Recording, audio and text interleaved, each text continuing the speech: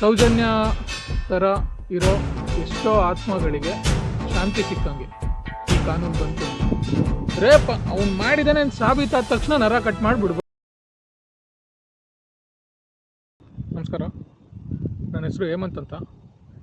ನನ್ನ ಕ್ವಶನ್ ಬಂದ್ಬಿಟ್ಟು ಜಡ್ಜ್ಗಳಿಗೆ, ನಮ್ಮ ದೇಶದಲ್ಲಿ ನಾವಿರೋ ನಾಡಲ್ಲಿರೋ ಜಡ್ಜ್ಗಳಿಗೆ ನಾನು ಕೇಳೋದು ಏನಂದರೆ, ರೇಪಿಸ್ಟ್ಗಳಿಗೆ ಕಾನೂನು ಏನಿದೆ? ಮ್ಯಾಕ್ಸಿಮಮ್ ಅಂದರೆ 1 ವರ್ಷ 2 ವರ್ಷ 3 ವರ್ಷ ಜೈಲು, ಇಲ್ಲ ಅಂದರೆ 10 ವರ್ಷ ಜೈಲು, ಇಷ್ಟು ದಂಡ, ಇಲ್ಲ ಅಂದರೆ ಜೀವಾವಧಿ ಶಿಕ್ಷೆ, ಇಲ್ಲ ಅಂದರೆ ನೇಣ್ಗಂಬ. ಅದು ಅವನು ನೇಣ್ಗಂಬದ ತನಕ ಎಲ್ಲಿಗೆ ಹೋಗೋ ಯಾವಾಗ ಮಾಡೋದು? ಅವನು ಒಂದು 5-6 ರೇಪ್ ಮಾಡಿ ಮತ್ತೊಂದು ಮಾಡಿ ಕೊಲೆ ಮಾಡಿ ಈ ಥರದ್ದು ಏನಾದ್ರು ಮಾಡಿದ್ರೆ ನೇಣ್ಗಂಬ.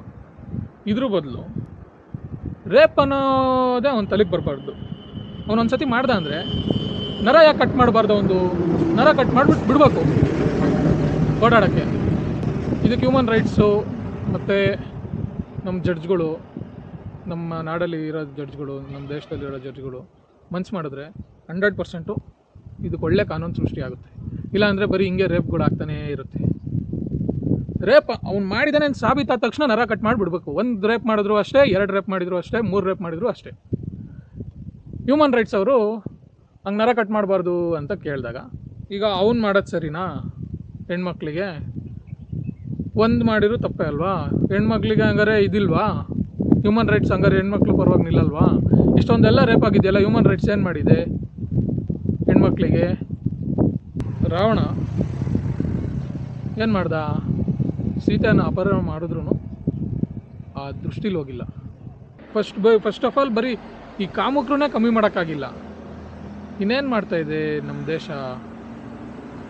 ಫಸ್ಟ್ ಕಾಮುಕರು ಕಮ್ಮಿ ಆಗಬೇಕು ಅಂದರೆ ನರ ಕಟ್ಟಾಗಬೇಕು. ಕಾಮುಕರದೆಲ್ಲ ನರ ಕಟ್ಟಾದರೆ ಕಾಮುಕರು ಕಮ್ಮಿ ಆಗ್ತಾರೆ, ರೇಪ್ ಕಮ್ಮಿ ಆಗ್ತವೆ. ನರ ಕಟ್ ಮಾಡೋದು ಓಪನ್ ವೀಡಿಯೋ ಮಾಡಬೇಕು. ಅವನು ರೇಪ್ ಮಾಡ್ತಾನೆ, ಕರ್ಕೊಂಡೋಗಿ ಸೈಡಿಗೆ ಕರ್ಕೊಂಡೋಗಿ ರೇಪ್ ಮಾಡ್ತಾನೆ, ಅವನಿಗೆ ನಾಚಿಕೆ ಆಗಲಿಲ್ಲದು ಓಪನ್ನಾಗಿ ವೀಡಿಯೋ ಮಾಡ್ತಾ ಇರಬೇಕು.